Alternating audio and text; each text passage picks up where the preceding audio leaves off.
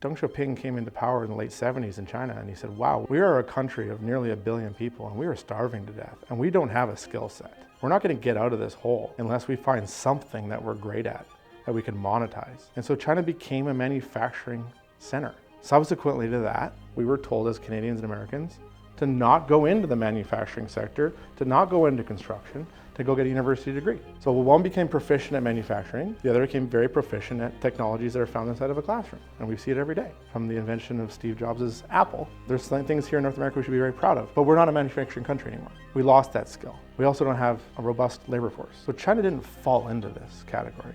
China became a manufacturing expert over decades of practice and experience, while simultaneously North America decided not to become and stay a manufacturing expert. And that's where we are here today.